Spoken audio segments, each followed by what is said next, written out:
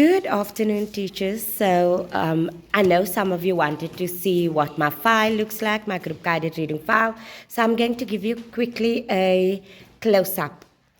So in my file, it has it broken up into my assessment, my grouping, my schedule, my lesson plans, my observation, my student data, and my reading logs. My assessment could be my baseline, but I've also done, this is normally how I plan out my whole group guided reading at the beginning of the year. So I do my assessment. This assessment was what I got from learning support. It really helped because it looked at the FAST, so blending and segmentation, and then manipulation as well as the sounds, the tricky words, and blending words as well. I also use this as an intervention, which really helped with my kids. So as they go on, I use this as an intervention, and it really helped with my kids. So that is all, and I keep my learners at risk in here as an intervention. Then my grouping. So this is how my groups are, and then I'm going to show you a close-up of my grouping that I have in front of you. That is what my grouping looks like as well. I do have it on there. I put their names on in here, and then I have a tracker. So this is how I track my books according to their names. So, and this is my numbers that I use for my books, to label my books. Then I get to my schedule. So this is the part I actually like. That is my schedule that I showed you now, but this is the activities we look at. So we look at phonics, reading, which is my post-reading, a writing and a spelling activity. This is how I sort out my 9 cell. So this is for my whole week. This is Monday and Wednesday, Tuesday and Thursday. So you see, this was this week. So we did work cards for plurals on Monday, and then we did a written activity where we sorted, and then we did a dictation on Tuesday, and on Wednesday we did so this is how everything is arranged. You'll see my post-reading activity. They're either writing their books. If you saw my stories last week, I posted of their writing activities. So I like how this goes. I said this is for the whole week, so it's so easy because I know exactly what activities they're going to do in their groups when I am busy. Then it comes to my lesson plan, and this is the best part of it all. This is just something I took off a slide that I got. So it's my goals, what I want my children to achieve at the end of the year. When they leave my classroom, I want them to have advanced phonemic awareness skills, know all the alternative sounds and spellings, able to chunk words, not decode words anymore. They should be able to chunk words or recognize words. They are reading fluently, their sounds, their words, and their sentences are fluent. They have explicit vocabulary, and they know what it means, and their comprehension skills. So this is basically what I want my children to have when they leave my classroom. Then this is my activity. So this whole activities I purchased from someone, and it is my phonemic awareness activities that I could do, and I'll show you now. Then I got pre-reading activities, different word work activities I could do. And then I have strategies. So I love the strategy, blend as you read. So as they read, they are blending. They're not decoding anymore, blend as you read. This is looking at all the sounds, blending. I like this one. This is the one we're working on now, to chunk. My children chop up into the syllables where they are chunking words. My children move from pointing to now observing to read the words while tracking with their eyes. So this is the one we are moving now without pointing. We're also working on base words where we're working on suffixes and prefixes. So this is something we are working, and you could see my activity. My children had to sort the suffix. So this was a skill we were working on, and then are they making meaning? Then, so these is from Miss Learning Bee. You'll see I use a lot of her products because I own an unlimited subscription of Learning Bee. Then the post-reading activities. So this is what we could do when we are done reading, when they are going to their table. Some of the activities they could do as post-reading activities.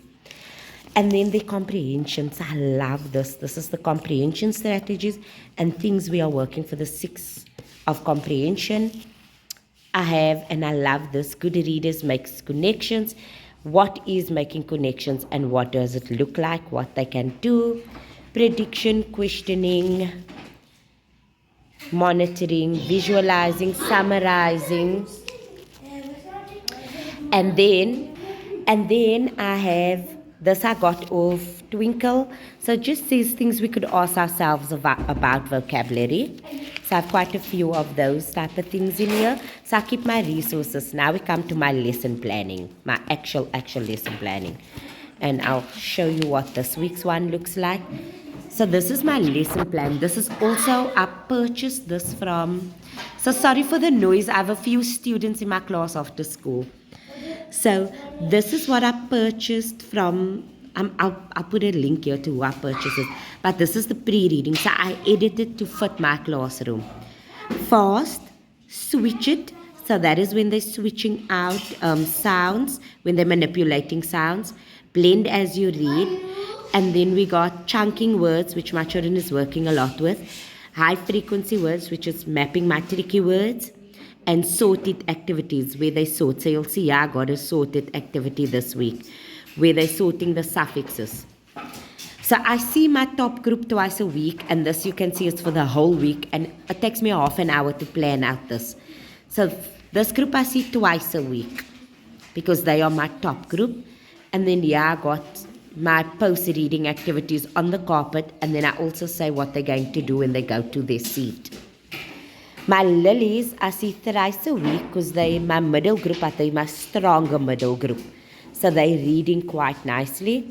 But this is what I'm doing with them, and we're working on chunk it a lot with them. Then my middle group, but they are my bottom middle group. I see them thrice or 4 times a week, depending on, because one of the times I just take and assess how they've read. But they're also working on chunking, and they're working on their high frequency words.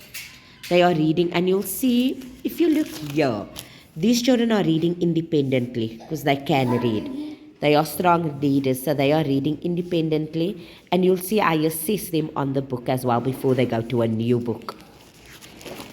Where these children are doing echo reading. They are doing echo reading because they can, but by the 4th time when they read the same book, they are doing independent reading. But they work on echo reading first. Then I don't see my weaker group that much. I see them twice in my group guided reading sessions. But I do take them on a Tuesday and a Thursday. I take them second interval where I take them for lucky lates type of thing. So you can see this is what they are doing, and they are working on switch it because they are still struggling. They'd either work on switch it or blend as you read, because they are still struggling, and we do a lot of, they don't do independent reading, they do a lot of echo and choral reading. So that is my lesson plans, and it takes me like I said, it takes me half an hour to plan this and my 9 cell type of thing. But what I wanted to show you is how I set up my packs. So my weaker learners, they are going to be reading this, or they started reading this today, and it was compound words. So I have the story, pictures of the story, so the title, so we make predictions, the title, we have words, and we have the story, so they blend as you read these words. They have compound words, and I had an example of different compound words. Phonics, I'll have the picture. I have a lesson plan that I originally typed out. Hetty, I'll have the cover, the pages, and the words is inside, I think, like crabs.